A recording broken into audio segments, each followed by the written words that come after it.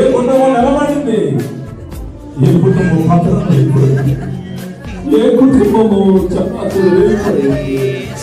విన్నారు విన్నారు విన్నారు విన్నారు. దేవుడే దేవుడి కాకుండా భక్త లేకుండా భార్యకు ఆశీర్వాదమా, భార్య లేకుండా భక్తకు ఆశీర్వాదం,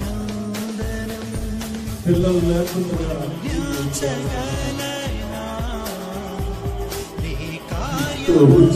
చూసాం, సౌలు జీవితాన్ని చూసాం, దావీదు జీవితాన్ని చూసాం. దేవుడి సేవకులే కానీ వారు చేయలేకపోయిన తండ్రి యజమానులుగా కుటుంబం అంతా నడుపుతున్నారు.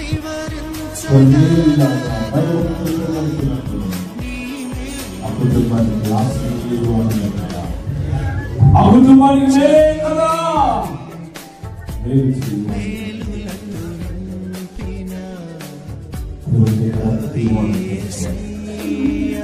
నేను ఇప్పుడు చెప్పిన మాటలు ఆయన కాదు, ఆ సావుకు మాట్లాడిన మాటలు నేను చెప్పినవి కాదు. నేను ఆదివారమే చెప్పాను, ఈ 3 దినాలు సెలవు పెట్టుకుని మందిరంలో ఉండండి, పనులు మాని దేవుడి దగ్గర ఉండండి అని చెప్పడం జరిగింది. ఎప్పుడైనా సరి చేసుకున్నావా? మట్టిలో కూర్చున్నప్పుడు మట్టిలో ఎలా దూకుని పోతామో అలా దూకుని పోతున్నాం.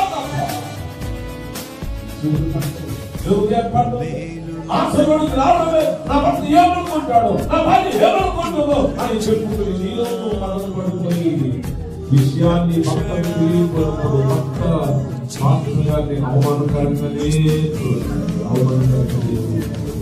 మాకు లేక కాదు మీటికి రావడం, మాకు లేక కాదు మీటికి సరిగ్గా పడ్డానికి రావడం. మీరు బాధపడుకోండి, మీరు బాధ్యత ఉండాలని అప్పుల ద్వారా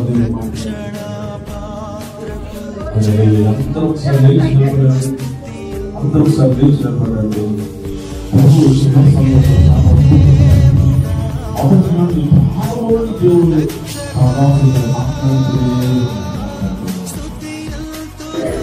మీ మాటతో మమ్మల్ని సరిచి, మీ మాటతో నా భక్తులతో మాట్లాడి, మీ మాట ద్వారా నా పిల్లలు వీళ్ళు నా కన్నా ముందుగా మందిరానికి వచ్చుదురు అనే సమర్పణతో మొక్కలు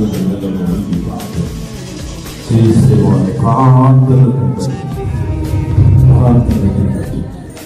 రెండు చేతులు పైకెత్తి ఆకాశం దేవుడు వైపు చేతులు